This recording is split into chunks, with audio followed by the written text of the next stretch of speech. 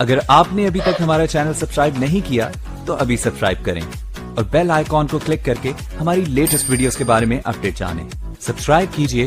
I'm sorry to say, but it's a huge failure on behalf of your media team. وہ کیا کہہ رہی ہے؟ کیوں نہیں بتاتی ہے عوام کو کہ آپ کے پازیٹیو امیج کیا ہے، آپ کیا اچھے اقدامات جو کر رہے ہیں اس کا کیا فائدہ ہے عوام کو؟ عوام کیوں پی ٹی آئی کی گورنمنٹ کو گالیاں دے رہی ہے؟ اگر کارپوریٹ سیکٹر میں اتنا زیادہ پروفٹ ہے تو وہ اپنے ملازمین کی تنخواہیں نہیں بڑھا رہے. جی یہ بالکل ٹھیک ہے. میں نے بھی ان کو اپیل کی ہوئی ہے کہ کارپوریٹ میں ریکارڈ پروفٹ آئے ہیں. میں دیکھ رہا تھا کارپوریٹ پروفٹ 980 ارب روپے کے ہوئے ہیں. اور میں پھر آج اپیل کر رہا ہوں اور میں ان کو بلا کے بھی بڑے انڈسٹریز کو کہوں گا کہ آپ کو مدد کرنی چاہیے. آپ اپنے جو مزدور ہیں جو آپ کے کام کر رہے ہیں ان کے لیے ان کی تنخواہیں بڑھانی چاہیے، کیونکہ آپ کے ایسے تو نفع کبھی ہوئے ہی نہیں ہیں جو آپ کے پاس آ رہے ہیں. تو آپ کی ذمہ داری ہے کہ آپ ان کی بھی تنخواہیں بڑھائیں. جی میرا نام نائلہ گیلانی ہے اور میرا تعلق لاہور سے. خاص صاحب میرے پاس ایک چھوٹا سا سوال ہے اور ایک بہت اہم تجویز. دانشوروں کی ہی آراء اہم نہیں ہوتی، عام عوام کی رائے کا بھی احترام کرنا چاہیے اور اسے سننا چاہیے. تو پلیز ذرا میرا کوشچن بھی سنیے گا. I'm sorry to say, but it's a huge failure on behalf of your media team. وہ کیا کہہ رہی ہے؟ کیوں نہیں بتاتی ہے عوام کو کہ آپ کے پازیٹیو امیج کیا ہے، آپ کیا اچھے اقدامات جو کر رہے ہیں اس کا کیا فائدہ ہے عوام کو؟ عوام کیوں پی ٹی آئی کی گورنمنٹ کو گالیاں دے رہی ہے؟ سب سے بڑا کرائسس کہ پاکستان بینکرپٹ تھا. ہمارے پاس پیسے نہیں تھے. باہر کی جو ہم نے قرضے لیے ہوئے تھے ان کی قسطیں وہ ادا کرنے کے لیے ہمارے سب سے کم جو ریزروز آپ کے ہوتے ہیں نا، فورن ایکسچینج ڈالر ریزروز، وہ سب سے کم تھے. اور وہ اتنے نہیں تھے کہ ہم اپنی اوبلیگیشن جو باہر ہم نے جو قرضے لیے ہوئے تھے یا جو قسطیں دینی تھی ہمارے پاس وہ نہیں تھے، ڈیفالٹ کے قریب تھے. دوسری چیز ہمارا جو خسارہ تھا فسکل ڈیفیسٹ وہ بھی تاریخی تھا. پھر بجلی کے آخری سال صرف بجلی کی جو سرکولر ڈیٹ تھی، یعنی جو بجلی کا وہ 480 ارب روپیہ تھا. سو یہ ساری چیزیں ہمیں ملیں اور وہ شروع کا صرف اور صرف جو ہمارا وقت تھا کہ ملک کو سٹیبلائز کریں، کسی طرح کے بالکل ہی ملک بیٹھ نہ جائے. وہ ہم نے کیا کامیابی سے. اور پھر کرونا آ گیا اور وہ آپ کے سامنے ہے کرونا. وہ پھر سے میں ریپیٹ کرتا ہوں، 100 سال میں یہ سب سے بڑا دنیا کا کرائسس جس کو پینڈیمک کہتے ہیں، یہ دنیا کا 100 سال میں سب سے بڑا کرائسس آیا. اس کے بعد یہ آ گیا ویو، یہ جو میں ابھی بات کر رہا ہوں، یہ دنیا میں جو مہنگائی آئی ہے یہ کرونا کی وجہ سے سپلائی شارٹیجز ہوئی، یعنی کہ چیزیں بند ہو گئیں دنیا میں. جب چیزوں کی کمی ہوئی وہ چیزوں کی قیمتیں اوپر چلی گئیں. تو یہ جو میں آج ساری دنیا میں مہنگائی آئی ہوئی ہے. آپ قزاقستان میں وہ پبلک سڑکوں کے اوپر آ گئی، ہر جگہ سیریل، یعنی دنیا کے اندر یہ مشکل پڑی ہوئی ہے. تو وہ ہمارے اوپر آ گیا، یہ جو امپورٹڈ انفلیشن کہیں جو مہنگائی ہے. اور پھر افغانستان کا مسئلہ آ گیا. افغانستان کا کیا ہوا؟ جیسے جب جو وہ چینج آئی گورنمنٹ کی تو لوگوں نے اس خوف میں کہ حکومت وہاں کیونکہ ایڈ کے اوپر چلتی تھی، 70% ایڈ آتی تھی، تو نئی حکومت ان کو اس خوف سے کہ گورنمنٹ شاید بیٹھ نہ جائے انہوں نے ڈالر خریدنے شروع کر دیے اور پاکستان سے ڈالر افغانستان جانے شروع ہو گئے، جس سے ہمارے روپے پہ پریشر پڑ گیا. تو یہ 4 کرائسس بڑے جو کہ کسی حکومت کو اتنے بڑے کرائسس نہیں ملے، اور یہ 3 سالوں میں. تو اس کے باوجود میں پہلے تو یہ کہہ دوں کہ میں اپنی گورنمنٹ کو، اپنی ٹیم کو، این سی او سی میں جو ہماری ٹیم تھی، بلکہ ساری گورنمنٹ نے مل کے، اس میں سارے ادارے مل کے کیا گیا.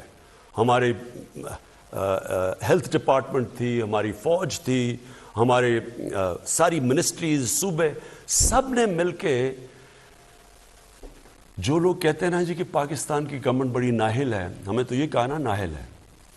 اکانومسٹ میگزین جو کہ دنیا کی ریپیوٹڈ میگزین ہے، اس کے اندر 3 سال میں انہوں نے جو دنیا میں دیکھا کہ کون سی حکومتوں نے سب سے بہتر کرونا کا مقابلہ کیا، مطلب اپنی اکانومی بچا دی اور اپنے لوگوں کو بچایا، ان ٹاپ 3 دفعہ پاکستان کا نام ہے. یعنی 3 سالوں میں یا نمبر 1 پہ تھا یا نمبر 2 نمبر 3 پہ.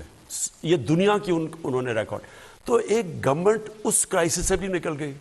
پھر یہ مسئلہ ہے اور اس سے بھی نکل جائے گی جو مہنگائی کا.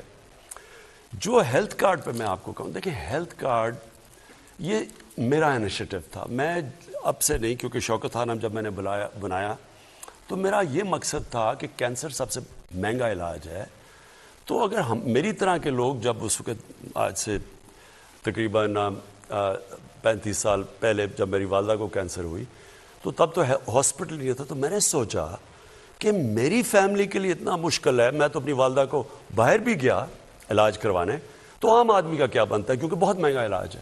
تب سے میں نے شوکت خانم کا سوچا، جو آج اللہ کا کرم ہے، یہ 2 ہاسپٹل جو بن گئے، تیسرا بننے جا رہا ہے، یہ دنیا میں واحد ہے پرائیویٹ کینسر ہاسپٹلز ہیں جس میں 70% مریضوں کا مفت علاج ہوتا ہے۔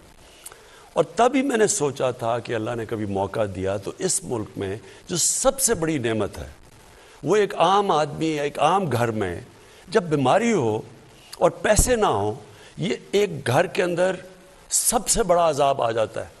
وہ ساری چیزیں بیچ دیتے ہیں، وہ قرضوں میں چلے جاتے ہیں، صرف کہ اب کون دیکھ رہا ہے، میری ماں یا میرا باپ بیمار ہے یا میرے بچے بیمار ہیں، وہ سب کچھ لوگ داؤ پہ لگا دیتے ہیں صرف ان کا علاج کروانے کے لیے۔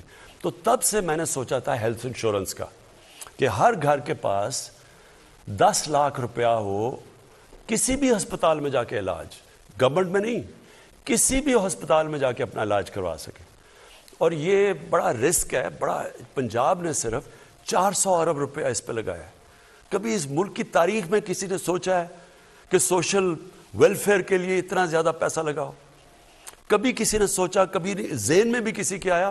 یہاں تو وہ لوگ بیٹھے ہوئے ہیں جو ٹیسٹ کروانے کے لیے لندن چلے جاتے ہیں، سارے ان کے علاج اور ان کے رشتہ داروں کے باہر ہوتے ہیں، ان کو کیا پتا چلے کہ عام آدمی کے اوپر کیا گزرتی ہے؟ تو یہ صرف ہیلتھ کارڈ نہیں ہے، یہ ایک ہیلتھ سسٹم ہے۔ اس سے کیا ہوگا؟ ہوتا کیا، صرف بڑے شہروں کے اندر پرائیویٹ ہاسپٹلز بھی ہیں اور ڈویژن ہیڈ کوارٹرز پہ جا کے گورنمنٹ ہاسپٹل بھی تھوڑا بہت علاج کرتے ہیں، لیکن آپ ڈسٹرکٹس میں دیہات میں چلے جائیں، وہاں ہاسپٹل ہی نہیں ہے۔ وہاں اگر ڈسٹرکٹ ہاسپٹل میں ڈاکٹر نہیں ملتے ہیں، وہ آگے شہروں میں آنا چاہتے ہیں۔ تو یہ جو ہیلتھ کارڈ کا مطلب یہ ہوگا کہ اب دیہاتی علاقوں میں بھی، کیونکہ ہر انسان کے پاس ایک ہیلتھ کارڈ ہوگا، تو وہ جا کے پرائیویٹ سیکٹر کے ہاسپٹل جائیں گے اب دیہاتوں میں، کیونکہ اب لوگوں کے پاس تو ہوگا نا، وہ جا کے اپنے علاج کے لیے پیسے دے سکتے ہیں۔ تو انشاءاللہ یہ صرف ہیلتھ کارڈ ہی نہیں ہے، اور یہ پاکستان کی تاریخ کا سب سے بڑا سوشل ویلفیئر کا پروگرام ہے جو ہمیں فلاحی ریاست کی طرف لے کے جا رہا ہے، لیکن یہ ہیلتھ سسٹم بھی ہے۔ اس سے ہسپتالوں کا، پرائیویٹ سیکٹر ہسپتالوں کا جال پھیلے گا، اور پرائیویٹ سیکٹر ہاسپٹلس کے لیے ہم پوری کوشش کر رہے ہیں ان کو سستی زمینیں دیں، ان کی ساری جو اکوپمنٹ باہر سے ہے وہ ڈیوٹی فری ہو، تاکہ وہ پھر اگر وہ پیسہ بنائیں گے تو وہ ان علاقوں میں جائیں گے اور ہمیں، ہمارے لوگوں کو علاج ملے گا۔ جی، خیبر پختونخوا کے بعد اب پنجاب پورے کو بھی ہیلتھ کارڈ دیا جا رہا ہے۔